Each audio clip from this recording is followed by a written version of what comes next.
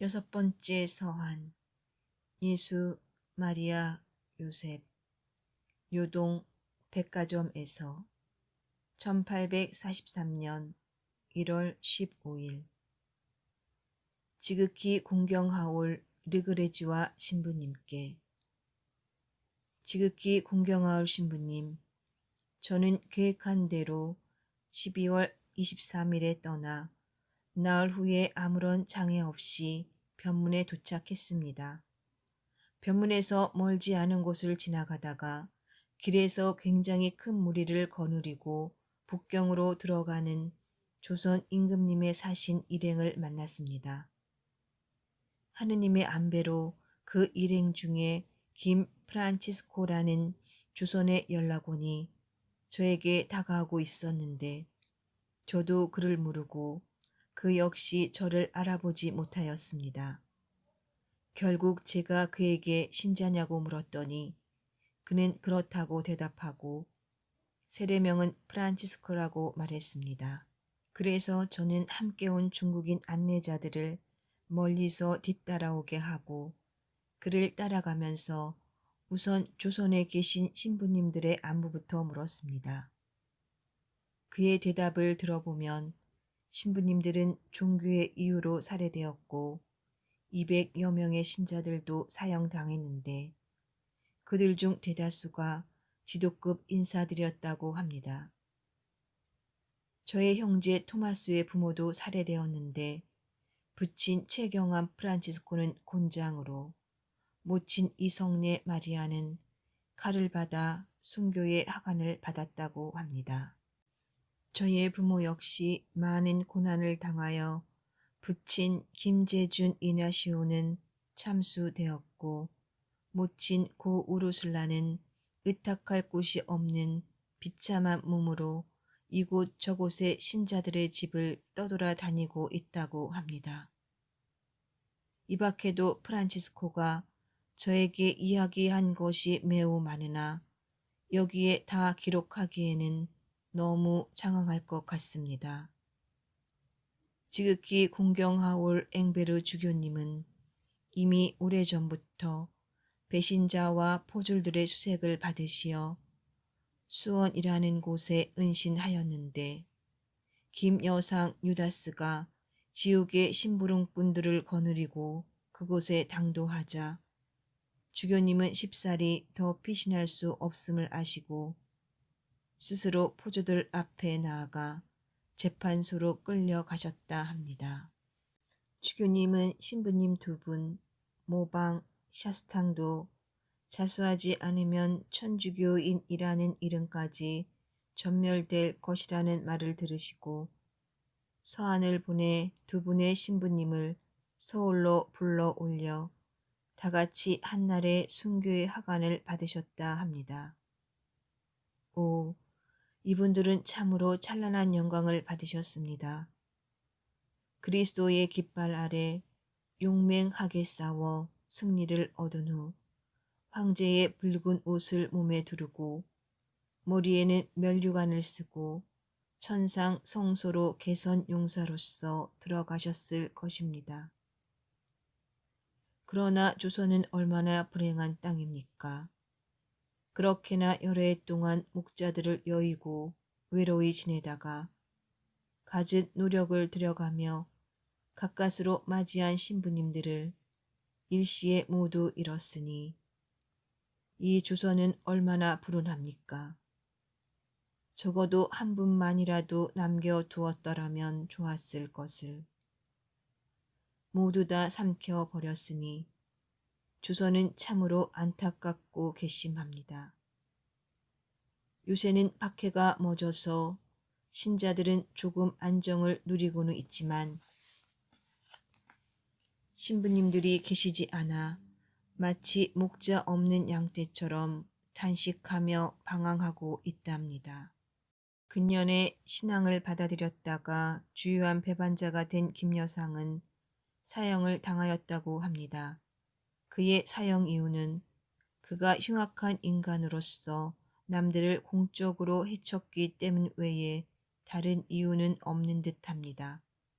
역사를 보아도 이따위 인물은 사형을 받고 매도당하게 마련입니다.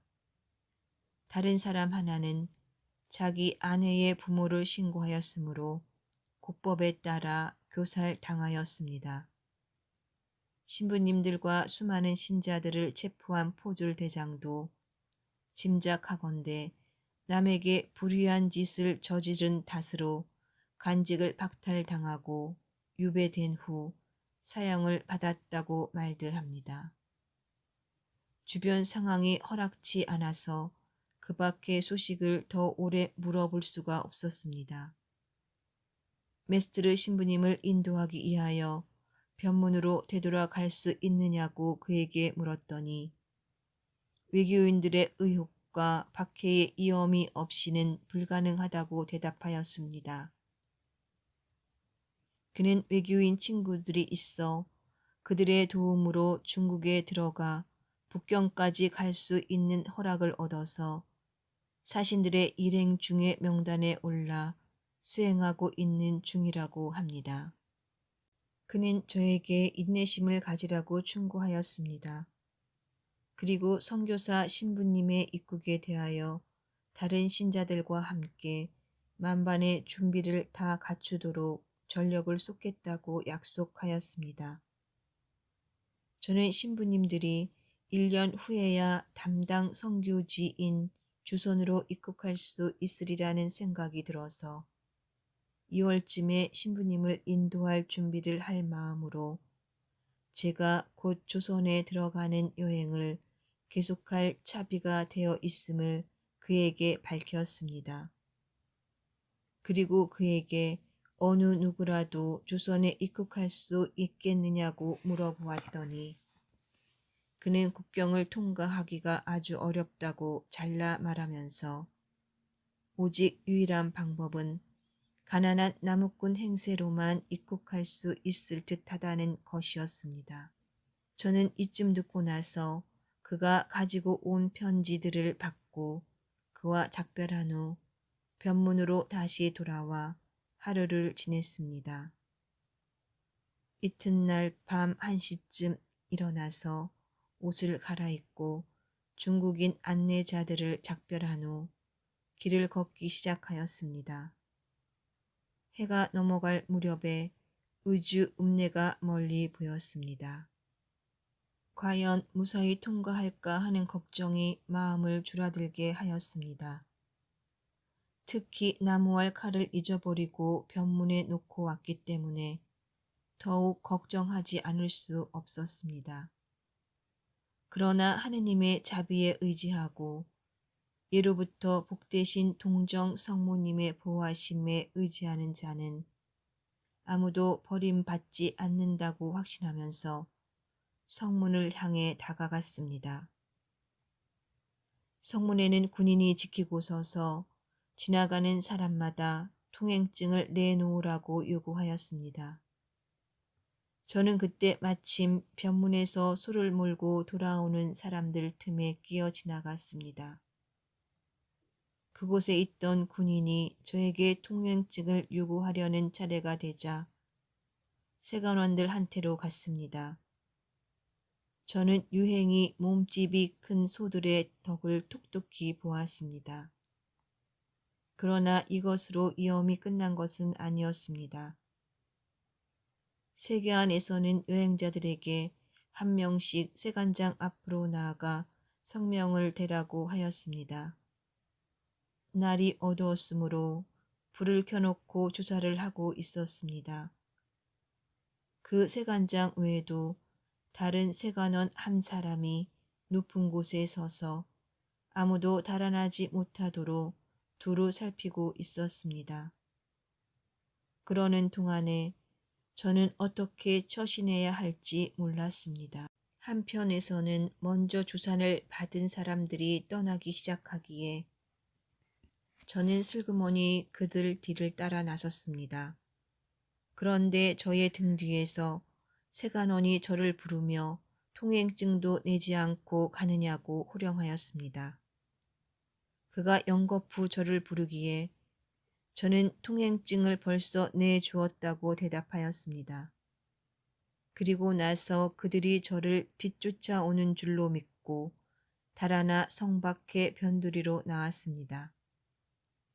거기에는 저를 맞아줄 집이 한 채도 없었으므로 밤새도록 대략 100리 가량을 걸었습니다. 동이틀 무렵에 너무나 추워서 몸을 녹이려고 어떤 조그마한 주막에 들어갔더니 여러 사람이 앉아 있었습니다.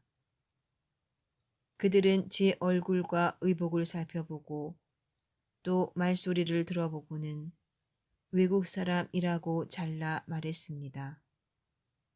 그들은 저의 정체를 알아내려고 제 머리를 살펴보고 제가 신은 중국 버선을 검사하였습니다. 한 사람만 저를 동정하고 다른 사람들은 모두 저를 반대하여 제가 어디로 가든지 잡힐 것이라고 떠벌렸습니다. 그래서 저는 결백하고 또 조선 사람이니까 당신들이 무슨 말을 하든지 나의 근본이 변할 리 없다고 대답하고 또 혹시 제가 잡힌다 할지라도 아무 죄가 없는 사람은 자기를 변호하기가 어렵지 않으니 제 마음은 편안하다고 대답하였습니다. 그랬더니 그들은 이 말을 듣고서 저를 내쫓았습니다. 제가 조선의 수도 서울, 즉 한양으로 간다는 말을 하였기에 그들은 그런 줄로 알고 간교하게도 사람 하나를 보내어 제가 어느 방향으로 가는지 정탐하게 하였습니다. 그런데 저는 포졸들의 소나기를 피할 확신이 없었고 만일 잡히는 경우에는 제 몸에 지닌 돈만 보더라도 도적의 혐의를 받고 사형을 당할 수도 있었습니다. 도적은 국법에 의하여 모두 다 사형에 처하도록 되어 있습니다. 저는 정탐꾼이 되돌아가는 것을 보고서 그 사람들에게 제가 정말로 서울 쪽으로 가더라고 설득시켰다고 생각하고 그 조그마한 주막을 멀리 피하면서 우회하여 다시 중국으로 되돌아가기 시작하였습니다.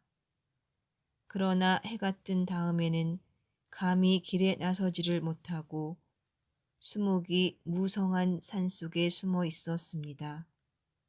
해가 떨어져 어둠이 땅을 내리 덮였을 때 걸음을 재촉하여 밤 2시쯤에 의주에 도착하였습니다.